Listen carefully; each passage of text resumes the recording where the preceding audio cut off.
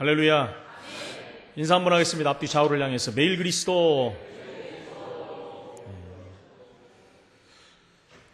여러분 이제 바드로바를 하고 있는데 앞으로도 몇 명이 더 남아있죠? 14절에만 문제는 형제들이 있다는 겁니다. 도대체 몇 명이 되는지는 모르겠습니다만 여러분들이 기도해 주시고 하나님 은혜 가운데 필리핀 사역을 잘 마치고 돌아왔습니다.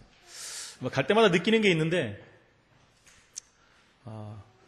하나님이 저를 훈련시키는지 하여튼 가면은 이렇게 편하게 입고 오는 적이 거의 없는 것 같습니다. 이번에도 갔는데 뭐 에어컨은 꿈도 못 꾸고요. 선풍기가 하나 있는데 예를 들면 선풍기가 왔다 갔다 하질 않아요. 한쪽 방향으로만 나오는 거예요. 얼마나 더운지 하여튼 이번까지 땀을 많이 흘려본 적이 없습니다만은 잠을 자는데 선풍기를 틀어놓고 자잖아요. 한쪽 방향으로만 오니까 이게 안 되잖아요. 그래서 이제 저 발끝으로 했다가 잠을 자겠습니까, 여러분? 모기가 있으니까 또 안에다가 모기장을 쳐놓고 자기 때문에 들어갔다 나왔다 모기도 다 따랐다 들어갔다 하고 그러니까 좀 계속 틀으니까 안 되잖아요, 한쪽으로. 그래서 또 꺼놨더니 또 너무너무 덥고 다시 켰다가 이러다가 이제 켜놓고 잠이 든 것 같아요. 근데 얼마나 더운지 눈을 뜨고 일어났는데 선풍기가 꺼져 있는 거예요. 그래서 켜려고 그랬더니 안 들어와요. 전기가 나는 거예요. 1시 반부터 그야말로 그냥 사우나 있지 않습니까? 그 방에 사우나 나가지도 뭐 다 껌껌해서 갈 데도 없고 밖에도 불이 다 나가고 뭐 보여야죠. 그래서 그냥 앉아서 일어났다 앉았다가 책 들고 붙였다가 이러다가 밤을 꼬딱 새기도 하고 그리고 이제 다음 날은 차를 타고 이제 거의 1시간 거리로 이제 메시지를 전하러 가는데 이 차가 어떤 차인지 압니까, 여러분? 한국 차인데 옛날에 봉고차 거의 40만 킬로 뛴 차인데 에어컨은 뭐 꿈도 못 꾸고요, 당연히. 오른쪽 창문이 안 내려가요, 일단은. 그리고 뒤에서 문을 열잖아요. 이게 문고리고 뭐가 다 없어가지고 끈으로 길게 연결해 놨어요. 이게 또 안 열리네요. 기술적으로 해야지만 열려요, 이게. 탁탁 쳐가지고. 그리고 그걸 타고 가는데 여러분, 얼마나 더운지요. 그래서 제가 이렇게, 해외 선교지는 만만치 않구나. 저도 모르게 막 짜증이 나고 신경질이 나려고 했는데, 거기서 헌신하는 선교사들을, 사역자들은 어떻게 했느냐 생각해 봤어요. 저야 뭐 일주일도 안 되는 주간에 있다고 가면 되는데, 그 사람들은 막 10년, 지금 저를 안내한 여자 집사님 한 분 계십니다, 거기. 제가 별명을 팔라완의 여전사다 이렇게 별명을 짓고 왔습니다만 2부 때 그건 얘기하겠습니다. 2부 때 시간이 많이 걸리기 때문에 여튼간에 그래서 하나님 은혜 가운데 살도 빠진 것 같고 이렇게 자동으로 빠진 것 같고 너무 감사하게 잘 이렇게 다녀왔습니다. 선교지를 보고 또 사람들을 만나고 하면서 또 많은 기도 제목도 생기고 제가 미래를 보고 하나님 앞에서 또 준비해야 될 부분도 다시 한번 생각하는 그런 시간이 된 것 같습니다. 오늘 바드로바라는 사람이 나오죠. 생명의 아들이라는 뜻이 있고요. 빛의 아들이라는 뜻이 있습니다. 그 팔라완에서도요. 한국 사람은 저를 케어한 사람 한 명밖에 없어요. 다 그 나라 사람이고 거기 있는 현지 남자 전도사가 이렇게 운전을 해주고 저보다 분명히 한 10살은 많은 것 같은데 저보다 13살이 적어요. 필리핀 사람들 나이를 먹을수록 이렇게 우리보다 좀 이렇게 많이 좀 이렇게 바뀌는 것 같아요. 그래서 그런 걸 보면서 진짜 준비를 많이 해야 되겠다라는 생각도 좀 많이 합니다. 열심히라는 부분은 아니지만 하나님 앞에서 내가 준비해야 되겠다라는 생각을 좀 해봤습니다. 그래서 거기서 뭘 생각했냐면 그 한 분이지만 그 지역을 살리는 빛이구나라는 생각을 해봤습니다. 이 사람이 오늘 바드로바라는 사람이 로마서 16장의 인물 속에 들어있다는 게 중요하죠. 늘 말씀드리지만 저와 여러분들이 하나님 나라 생명책 이름이 기록되어 있고 더 중요한 것은 저와 여러분들이 전도자로 하나님 앞에 서 있다는 것이죠. 이것만큼 중요한 게 어디 있겠습니까? 여기에 중요한 단어가 오늘 나오는데 문안한다라는 말이 나오죠. 문안이라는 건 우리가 잘 알지 않습니까? 안부를 묻는 인사죠. 안부. 편안의 유무를 믿는 것입니다. 전 세계에 흩어져 있는 제자들이 녹록치 않은 상황 속에 항상 있거든요. 죽음에 늘 노출되어 있고 위험 상황인데 바울은 그들에게 늘 안부를 묻는 편지를 보냈다는 것입니다. 그 편지가 얼마나 중요하면 성경에까지 기록되어 있겠습니까? 바울은요, 보니까, 문헌에 보니까 7,200km를 걸었다고 합니다. 7,200km. 복음 전하기 위해서. 7,200km 걸은 것을 한국 그 상황에 이렇게 맞춰보니까, 저기 서울에서 부산까지가 400km지 않습니까? 거의 뭐 14번, 15번 이상을 왔다 갔다 한 거 아닌가. 우리는 평생 한 번 가보기도 힘든데, 우리 랩런트들 보면 국토 도보하면서 한 번씩 걸어보긴 했지만은, 그게 쉬운 게 아니지 않습니까? 전도하면서 온갖 위협과 어려움 속에서 7,200km를 걸으면서 복음을 전했다는 것입니다. 그 정도가 아니라 바울은 14권의 그 사이에 서신서를 썼다는 거예요. 14권의 서신서를 썼다는 것입니다. 우리는 뭐 평생 가도 책 한 권 안 쓰고 돌아가신 분도 많지 않습니까? 책 써야 뭐 다냐는 아니지만 책 쓰는 게 쉬운 일이 아니지 않습니까? 평생 14권에 더 썼겠죠.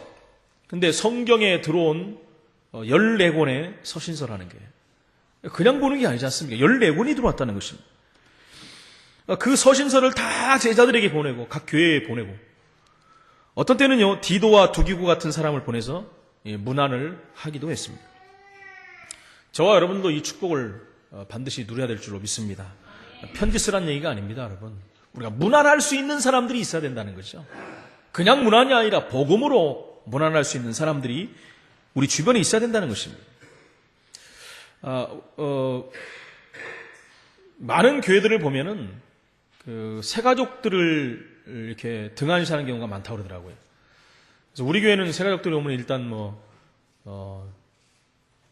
인사들 다 하시고 서로 가서 격려도 하시고 너무 감사한데 그렇지 않은 데가 굉장히 많은 것 같아요. 특히 이제 큰 교회들 같으면은 제가 그런 얘기를 많이 듣거든요. 오거나 말거나 가거나 말거나 관심을 안 갖는 사람들이 상당히 많다는 거죠. 근데 문제는 교회를 신앙생활 하다가 오는 사람들은 괜찮은데 처음 신앙생활을 갖는 사람들이 문제라는 거죠. 이런 사람들이 교회 와가지고 시험이 들어가고 교회를 떠나는 일들이 너무나 많다라는 것입니다. 신앙생활을 하면은 새로 시작하면 진짜 좋은 신앙생활 하는 사람들을 만나서 도움을 받고 모델을 삼고 가면 되는데 큰 교회 같은데 그렇게 하기가 사실 쉽지가 않거든요. 만남을 갖는 것이 쉽지 않다라는 것입니다.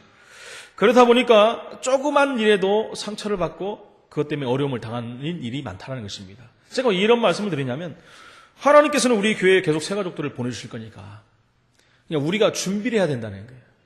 준비가 될 때 하나님은 그 일을 하신다는 것입니다. 그래서 어떤 경우에도 내게 손해가 되고 내게 피해가 된다 할지라도 새가족은 우리가 감싸야 됩니다. 그게 우선이 돼야지 내가 우선이 되면 안 된다는 거예요. 세상과 같으면 되겠습니까? 세상에서도 남을 도우려고 하는 사람들이 있지만은 대부분 자기가 먼저 나서야 되는, 자기가 먼저 일어나야 된다는 것이 우선순위 아니겠습니까? 신앙을 가지고 복음을 가진 우리는 복음 때문이라면 내 자신이 손해도 보고 어떨 때는 희생도 해야 된다는 것입니다. 왜 갑자기 이런 말을 하느냐? 이런 얘기를 제가 다른 교회에서 많이 들어봤거든요. 요즘에 와갖고. 그래서 부분들은 우리가 미리 좀 준비를 해야 되지 않겠느냐. 그런 생각에 말씀을 좀 드려보는 것입니다. 어떻든 간에, 문화를 한다라는 말을 우리가 이렇게 생각하면서, 우리와 연관된 모든 사람에게 이런 메시지가 증거되는 날이 올수록 기도해야 된다는 거예요. 생각해 보시죠. 우리 교회가 300지교를 놓고 기도하는데 각 교회에 지교들이 생기고 파생된 다락방들이 계속 생겨나고 전문교회가 생기고 이런 과정들이 하나님 주실 거란 말입니다. 그때 우리가 이 심정으로 각 지교회도 돌아봐야 되고 사역자들이 우리 중직자들도 돌아봐야 되고 문안도 해야 되고 이렇게 우리가 준비해야 된다는 것입니다. 그러니까 오늘 바드로바라는 이름이 나왔는데 이런 문화를 바울은 계속 했다라는 것입니다. 전부 편지 아닙니까? 문화라는 편지를 했다는 것이죠. 그래서 우리가 붙잡아야 될 부분이 있습니다. 전 세계 같은 제자들이 어려움 속에 있기 때문에 하나님 주신 치유를 위해서 바울은 메시지를 계속해서 보낸 것입니다. 저와 여러분들이 만약에 병이 들고 너무 나이가 많아져 버리면 여러분 이렇게 하기 힘듭니다. 힘들지요. 내 몸을 가누기도 힘든데 그 일을 할 수 있겠습니까? 또 우리가 또 정신적으로 또 너무 많은 문제들이 와버리면 또 이런 일을 하기가 힘든 것입니다. 그래서 바울이 애타는 마음으로 전 세계에 편지를 보내면서 문안을 한 것입니다. 오늘 바드로바라는 이름이 나왔는데 이런 문안을 바울은 계속했다는 것입니다. 그리고 이제 두 번째로 제가 말씀드릴 거지만은 정말 렘넌트들과 로마서 16장의 사람들이 받았던 그 응답을 받도록 하기 위해서 이 문안의 편지를 계속 보낸 거죠. 앞에 선진들이 받았던 그 응답, 여러분 육신적인 우리가 세상에서 받는 그런 응답도 필요하지만은 정말 응답은 렘넌트들이 받았던 응답과 로마서 16장의 사람들이 받았던 응답을 우리가 받아야 되는 것입니다. 그래야지 우리 후대들에게 할 말이 있다라는 거예요. 우리가 배경이 되고 발판이 돼서 올라올 미래를 살릴 후대들에게 이 언약의 바톤을 넘겨줘야 된다는 거예요. 우리가 받은 응답 가지고 말을 할 수가 있어야 된다는 것입니다. 그 다음에 세 번째로는요, 우리는 그냥 있는 이유가 있는 게 아닙니다. 한 시대를 살려야 되기 때문에 여러분, 내가 할 수 없기 때문에 하나님의 능력이 필요하다는 거예요. 능력이 있어야 되지 않겠습니까? 이래서 메시지를 계속 보내고 사람도 보내고 연락도 계속 취하는 것입니다. 관심을 안 가지면 안 된다는 거예요. 관심이 여러분 사람들이 마음을 열고 미래까지 다 살릴 수 있습니다. 관심이 없으면 안 되는 거예요. 마음이 있는 곳에 여러분 거기에 모든 것이 다 있는 것입니다. 마음이 안 가는데 뭐가 갈 수 있겠습니까? 그래서 제가 필리핀에 돌아오는데 그 여자 집사님이 하는 말이 목사님 꼭 팔라완을 위해서 기도해 주시고 저를 위해서 기도해 주시고 하나 덧붙인 게 우리 렘넌트를 위해서 기도해 주십시오. 꼭 부탁합니다. 그래요. 제가 그걸 마음에 딱 담고 돌아왔어요. 저는 기도 부탁을 딱 들으면요, 저는 잊어먹지 않는 날 끝까지 하거든요. 기도를. 그게 이제 얼마나 중요한 것입니까? 자기가 마음에 품은 아이들이 너무너무 중요하기 때문에 남에게도 또 부탁을 하는 거예요. 기도를 좀 해달라는 식으로. 내 능력으로 할 수 있기 때문에 하나님의 능력이 필요한 것입니다. 그래서 우리가 하나님의 능력을 받아야 되는 것이죠. 그래서 오늘 다시 말씀드리지만 오늘 첫 번째, 우리는 어떤 치료를 해야 되겠습니까? 세상은 병들어 있습니다. 심지어 사역자들도 병들어 있는 사람들이 너무나 많고요. 정말 일어나서 일해야 되는데 병들어서 일어나지 못하는 사람들도 너무나 많다는 것입니다. 정말 저와 여러분들은 완전히 복음 속으로 들어가야 돼요. 복음 속으로 들어가면 여러분 놀라운 일이 생깁니다. 내가 할 수 없는 일들이 생겨요. 내가 안 되었던 일들이 바뀌게 되어 있는 것입니다. 내 생각과 내 고집 이런 것들, 그런 것들 내가 노력했는데 안 되는 이런 부분들이 복음 안에 들어가면 되어지게 돼 있고 치유되는 일들이 온다는 것입니다. 정말로 내 주장, 여러분들의 주장 말고 복음 안으로 진짜로 들어가면 치유의 역사가 일어나는 것입니다. 왜 그렇습니까? 여러분 늘 말씀드리면 복음 속에 다 있기 때문에 그래요. 복음은 능력 아닙니까? 그래서 복음은 모든 문제 해결이라고 그랬어요. 사도행 1장 3절에 우리가 잘 아는 하나님 나라입니다, 여러분. 여러분이 복음 안에 들어가서 중요한 생각을 한다면, 우리 믿음의 선진들이 가졌던 그런 생각들을 우리가 갖고 있다면 하나님은 치유되는 역사를 이루어 가십니다. 그렇죠. 렘넌트 7명이 로마 16장에 나왔던 사람들이 어떤 생각을 가졌습니까? 복음 가지고 내가 가는 곳에 흑암이 무너진다는 것이죠. 거기에 빛이 비춰지기 때문에 생명이 살아난다는 것입니다. 복음 들고 가는 곳마다 하나님 나라가 임하는 성령의 역사가 일어나는 그 생각만 해도 하나님은 치유의 역사를 시작하신다는 것입니다. 그러면서 사도행전 1장 8절에 반드시 영적인 힘을 얻는 시간이 있어야 됩니다. 여러분. 내 힘으로 할 수 없다고 그러지 않습니까? 그럼 무능하다는 말이 아니에요. 인간의 한계를 벗어나는 일들을 할 수 없다는 것입니다.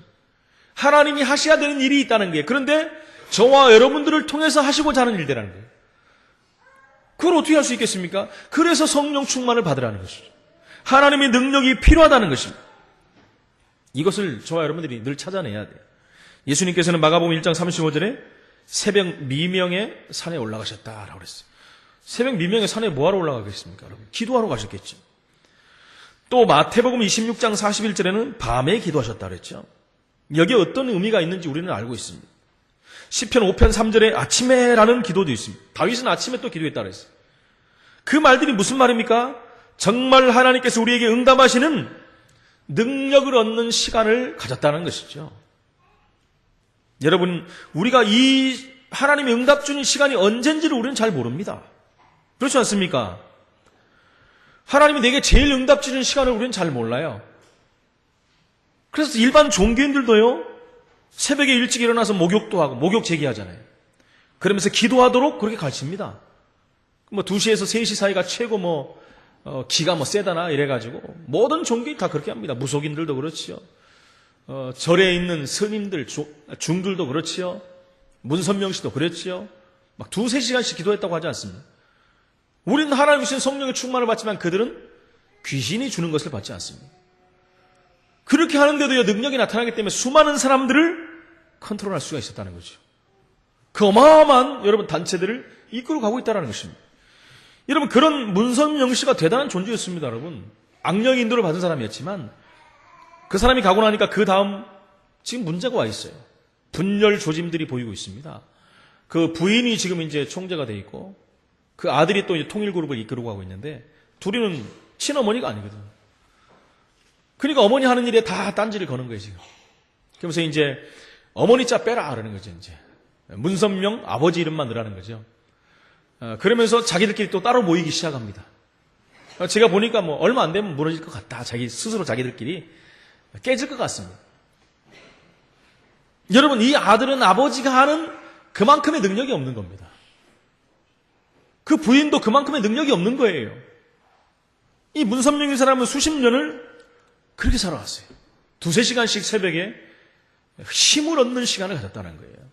여러분, 틀린 사람도 그 시간을 따로 가지니까 악령을 통해서 받는 힘이 엄청난 것입니다. 우리가 잘 알다시피 통일교라는 그룹이 통일교와 통일그룹이라는 그 단체가요, 세계에 굉장한 영향력을 지금 미치고 있습니다. 그 힘이 시작이 거기라는 거예요. 결국은 망할 거지만. 그런데 여러분, 우리가 성령의 능력으로 일을 한다면 어떤 일이 벌어집니까? 그렇죠? 우리는 반드시 세계공하는 사람들인데 하나님은 그래서 우리 약속을 주셨다니까. 성령 충만 받으면 권능받고 증인이 되리라. 언약으로 이미 주셨기 때문에 되어지는 것입니다. 땅끝까지도 증인 되라 그랬고요. 결국은 세계복음화 되는 날이 온다고 말씀했어요. 세계복음화 하는 방법까지도 다 얘기해 줬어요. 그럼 될 수밖에 없는 것입니다. 그럼 우리는 뭐 하면 됩니까? 하나님으로부터 힘없는 능력의 시간을 갖는 거예요. 이 응답을 누리시기를 예수 이름으로 축원을 드립니다. 그래서 우리가 아침 시간에 정말 정시기도하는 시간을 가져야 됩니다. 늘 말씀드렸지만 시간을 많이 갖는 게 중요한 아니라 우리가 하나님 앞에서 어떻게 기도하는가가 중요한 것이죠. 어떤 내용으로 어떻게 기도하는가가 중요한 것입니다. 그래서 정시기도 속에 아침에는요, 오늘 만날 많은 사람들을 놓고 기도 좀 해보시고요. 또 밤 시간에는요, 중요한 시간 하나 앞에 큰 능력을 받기 위해서도 우리가 기도하는 시간도 가져야 된다는 것입니다. 이걸 알도록 바울이 메시지를 보낸 것입니다. 만약에 우리 렘넌트들이 이런 것을 발견한다면 어떤 사람이 되겠습니까, 여러분? 어려서부터 이걸 발견한다면 어떻게 되겠습니까? 애들이 어떻게 성경에 나오는 7 렘넌트는 어려서부터 이걸 받았다니까요. 똑같은 성정을 가졌어요. 그래서 그걸 위해서 우리가 기도하고 우리 후대들이 이 응답 받을 수 있도록 배경이 되고 발판이 돼야 된다는 것입니다. 두 번째, 그렇다면 이렇게 되면 어떤 응답이 우리에게 오겠습니까? 분명히 시간표가 먼저 옵니다. 흔들리지 말고 이대로만 하고 있으면 반드시 응답의 시간표가 옵니다. 이대로라는 게 뭡니까? 사도행전 1장 1절, 3절, 8절을 붙잡고 있는 것이죠. 그 붙잡고 기도하고 있다면 기도하는 중에 문제도 오고 사건도 오고 환란도 오고 핍박이 온다는 거예요. 분명한 것은 그러나 하나님의 응답의 시간표가 오게 되어 있다는 것입니다. 응답이 사실은 안 와도 여러분 상관은 없습니다. 이미 우리는 응답 속에 들어있는 사람이기 때문에 바르게 언약 붙잡고 기다리면 되는 거예요. 그러면 응답이 옵니다. 어떻게 해요? 사건이 오죠. 사건이 터집니다. 여러분, 시간표만 오는 게 아니라 사건도 옵니다. 반드시 일어나는데 축복의 사건이 터집니다. 우리 인간적으로 보면 그 사건이 힘들고 어렵고 핍박이 될 수 있고 환란이 될 수 있지만 사실은 축복의 응답인 것입니다. 그 다음에 오는 것이 유일성의 축복입니다. 아무도 빼앗아갈 수 없는 유일성의 응답이 시작된다는 것입니다. 여러분, 예를 들면 여러분, 요셉이 아버지로부터 받은 그 언약을 다 갖고 있었어요. 복음이 있었다는 거죠. 그리고 하나님께서 꿈을 통해 주신 창세기 37장 1절로 11절에 언약이 분명히 있는 사람이에요. 그거 붙잡고 기도했습니다. 그런데 사건이 터졌어요, 여러분. 어떤 사건이요? 노예로 팔려가는 사건이 온 것입니다. 자기는 복음 붙잡고 언약 붙잡고 기도했는데, 여러분 정말 이런 우리가 원하는 그런 게 눈에 보여지고 좋은 응답들이 온 것이 아니라 노예로 팔려가는 비참한 응답이 온 것입니다. 근데 그것이 축복이지 않습니까? 우리가 알고 있지 않습니까? 그런 사건이 터진 것입니다. 아니, 한수를 덮어서 감옥으로 간 거예요. 근데 그것은 전부 과정이었다는 것이죠. 결국 어떤 응답을 받았습니까? 세계 최고의 나라의 총리로서는 최고의 유일성 응답을 받은 거예요. 최고의 서밋의 자리에 서버린 것입니다. 얼마나 감사합니다. 서밋의 자리에 섰다는 거예요. 남들이 보기엔 처음부터는 저 망했다, 저주받았다, 실패했다 했는데 그 끝은 성공의 자리에 응답의 자리에 선 겁니다. 여러분, 이것이 올바른 응답이라는 것입니다. 모세를 보십시오. 어머니로부터 계속해서 복음과 언약에 대한 부분들을 들었습니다. 그걸 듣고 40년 동안 왕궁에서 편안하게 자라났어요. 그런데 어느 날 갑자기 사건이 터지고 어떻게 됐습니까? 사람을 죽이는 일이 생기고, 여러분, 최상위 그룹에서 최밑의 그룹으로 떨어져 버린 거예요. 미디안 광야에서 양을 치는 신분으로 바뀐 것입니다. 남들이 보면 완전히 실패한 인생이다라고 할 수 있지만 그것이 응답받는 인생이 된 것입니다. 결국 어떻게 됐습니까? 400년이 넘는 동안 고통당하는 이스라엘을, 그 민족을 애굽에서 여러분 출애굽시키는 지도자로 섰다는 거예요. 유일성의 응답입니다. 누구도 할 수 없는 일을 모세를 통해서 하나님 하신 것입니다. 할렐루야. 이게 올바른 응답 아니겠습니까, 여러분? 정말 우리가 분명한 언약 안에 있다면 하나님은 우리에게 이런 응답의 문을 여실 줄로 믿습니다. 이 축복을 받으시기를 예수 이름으로 축원을 드립니다. 우리 렘넌트들이 오늘 이제 어린이 주일 아닙니까? 우리 렘넌트들이 이 특별한 축복을 받아야 됩니다. 이것 하기 위해서 바울은 메시지로 계속 문화를 보낸 것입니다. 그러니까 여러분들이 이 언약을 붙잡을 때 렘넌트는 전 세계를 살릴 수 있는 응답이 온다는 것이죠. 이게 렘넌트 7명과 로마 16장 사람들이 받은 응답인 것입니다. 세 번째는 렘넌트 7명과 로마 16장 사람들이 받은 능력이 있습니다. 능력. 분명히 저와 여러분들이 말씀을 언약을 붙잡아야 됩니다. 치유와 응답과 능력이라는 것이죠. 세 번째는 능력입니다. 사도행전 2장 17절, 요엘서 2장 28절, 스가랴 4장 6절. 여기 특징이 뭡니까? 성령 충만 받았다는 거예요. 그랬더니 미래가 보였다는 것이죠. 점쟁이 통해서 보는 미래가 아니라 하나님이 주신 미래를 본 것입니다. 요셉은 창세기 37장 1절로 11절에 분명한 미래를 봤어요. 미래를 본 사람은 여러분 어떤 일이 와도 괜찮습니다. 근데 그 미래가 실패한 미래를 보여주는 게 아니잖아요.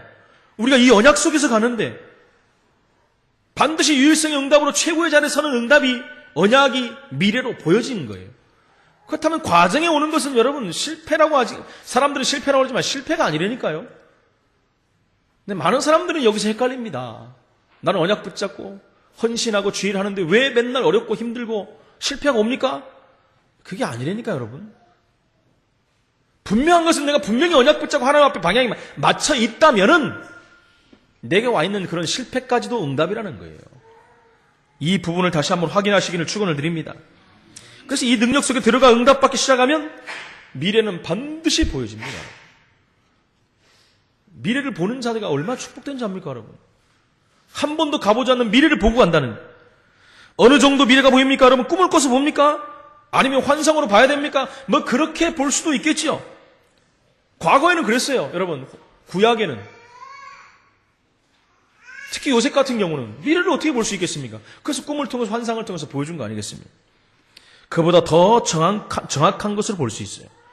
여러분, 여러분의 마음과 생각에도 하나님 그렇게 응답을 주시지만 더 정확한 것들이 있습니다. 이 축복을 받고 렘넌트가 가면 정확하게 누가 봐도 맞다라는 그 응답이 와 있다는 것입니다. 와 있는 거예요, 여러분. 이 응답을 우리 렘넌트가 받아야 됩니다. 우리 렘넌트는 이제 2부 때도 말씀드리겠지만 이 응답받는 렘넌트가 돼야 돼요. 여러분 한번 보세요. 우리 렘넌트들이 우리 마음에 안 드는 것 같고 뭐 이렇게 하는 것 같아도요.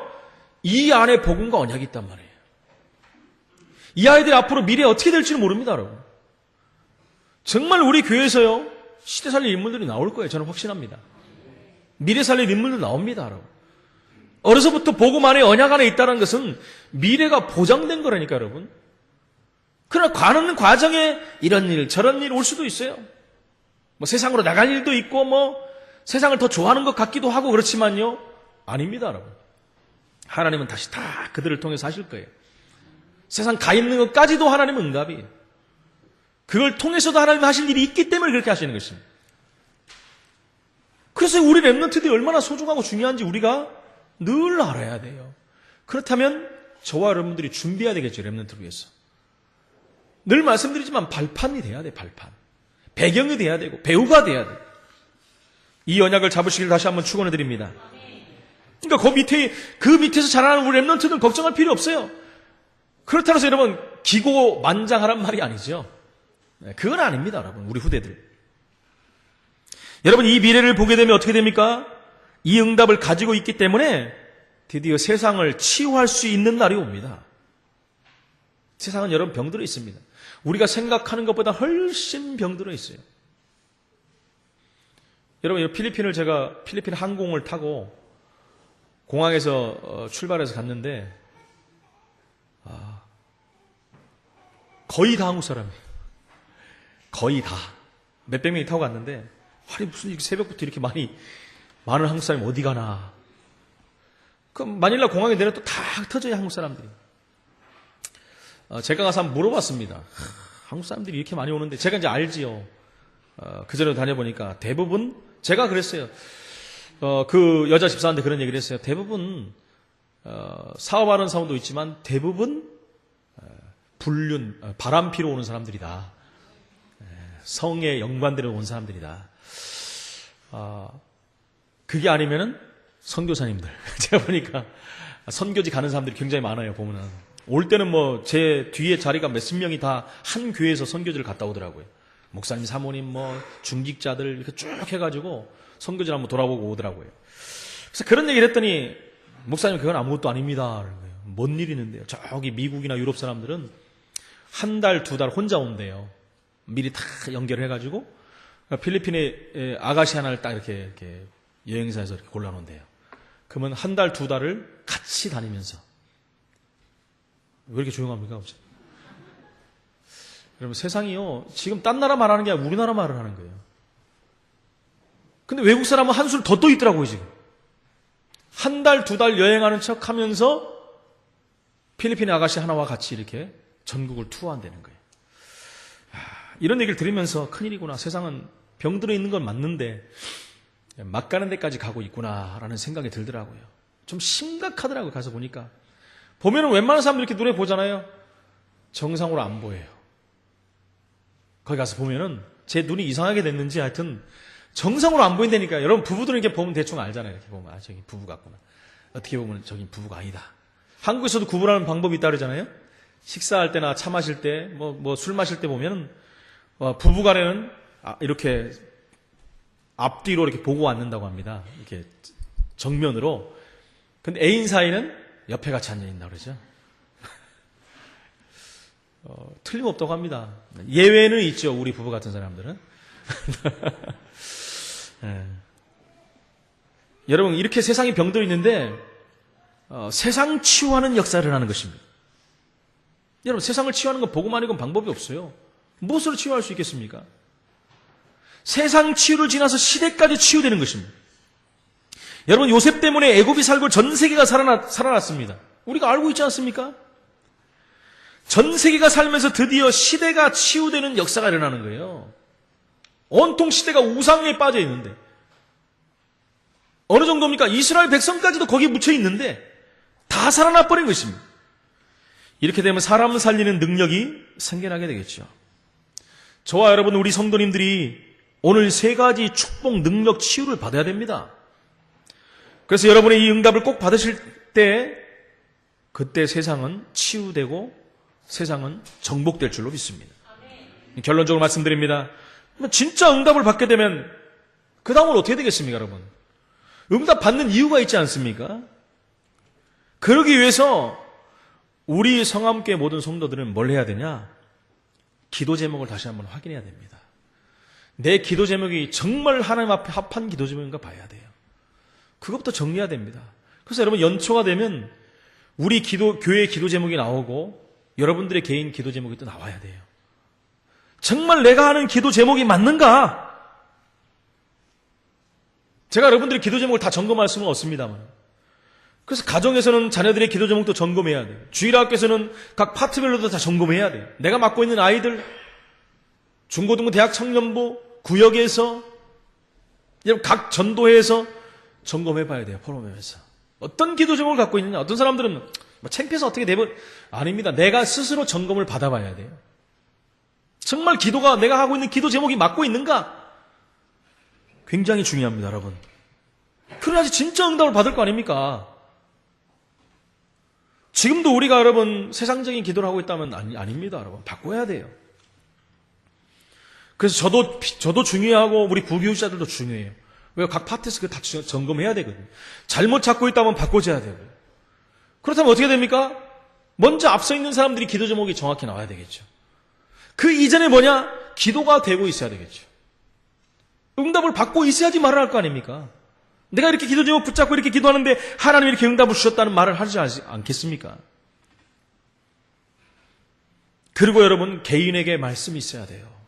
하나님 내게 주신 말씀들이 있어야 됩니다. 여러분, 문안이라는 단어를 한번 보십시오. 이렇게 되어지면 전 교인이 말씀을 딱 붙잡는 거예요.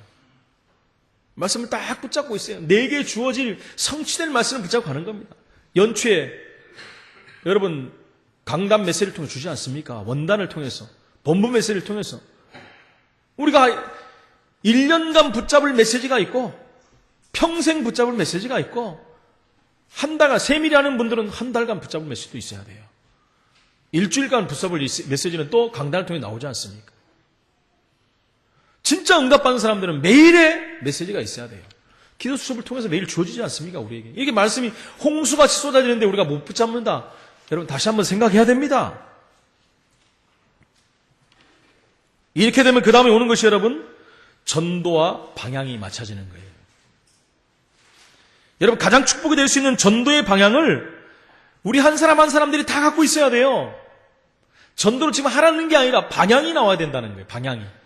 그래서 무조건 방향부터 잡는 게 아니라 기도 제목이 나오고 말씀이 나왔을 때 여러분 전도의 방향도 나오는 거예요. 이걸 합해서 3오늘이 되는 것입니다. 이게 전도자의 삶이요, 하나님이 원하시는 응답 속에 있는 사람들이라는 것입니다. 여러분들을 위해서 누군가 기도하고 있다면 여러분 어떻게 생각하십니까? 여러분들을 위해서 누군가 기도하고 있더라. 저는 여러분들을 위해서 기도하죠. 당연히 기도하죠. 근데 하나 더 내려갖고 우리 후대를 위해서 누가 기도하고 있는 사람이 있는가 없는가? 학교 가면 뭐 기도하는 선생님이 있겠습니까? 근데 교회 안에서도 기도 제목이 없고 우리 후대를 위해서 기도하지 않는다. 만약에 주일학교 교사 그런다면 그건 자격 미달입니다. 그죠? 한 영혼들을 위해서 기도하고 그 아이들의 기도 제목을 붙잡아줘야 되고 그들과 함께하는 축복을 누려야 되는 것입니다. 만약에 우리 자녀가 그런 자녀가 아니라면 어떻게 하겠습니까? 기도해준 사람이 없다고 우리 자녀를 위해서. 우리 선생님도 기도 제목이 없어갖고 아이에게 둥글둥글하게 말한다 그러면 어떻게 하겠습니까? 이게 얼마나 중요한 부분인데. 담당 교육자가 또 모른다 그러면 어떻게 되지? 큰일 나는 거죠. 담당 교육자도 어떻게 기도 제목을 잡아줘야 될지 본인도 그게 안 잡힌다. 큰일 나는 것입니다. 물론 우리 교회 교육자들은 안 그러지만요.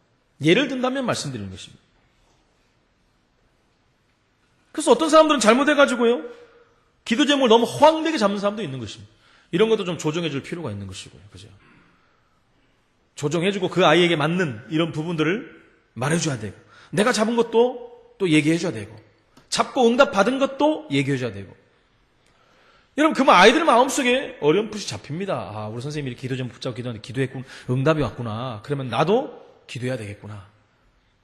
지금이 안 되더라도 언젠가는 하게 됩니다, 여러분. 그래서 점검해줘야 돼요. 이게 굉장히 중요한 부분인 것입니다. 이번 주간에도 저와 여러분들 속에 하나님이 함께 하시는 증거가 있기를 축원을 드립니다. 정말 치유와 응답과 이 능력 세 가지를 체험하는 한 주간이 되기를 축원을 드립니다. 이 언약 붙잡고 여러분 한 주간 동안 확인하는 축복의 역사가 있으시기를 예수 이름으로 축원을 드립니다. 하나님 은혜를 감사합니다. 바드로브에게 문안하는 말씀을 보면서 하나님 정말 우리가 생명 안에서 이제 사람을 보게 하시고 모든 자들에게 무난할 수 있는 날이 올 수 있도록 올바른 먼저 기도 제목이 잡힐 수 있도록 하나님이 인도하여 주옵소서. 정말 이를 위해서 치유와 응답과 하나님의 능력이 우리와 함께하는 한 주간 현장에서 이 축복을 확인하는 귀한 날이 될 수 있도록 성령으로 역사하여 주옵소서. 예수 그리스도 이름으로 기도합나이다. 아멘.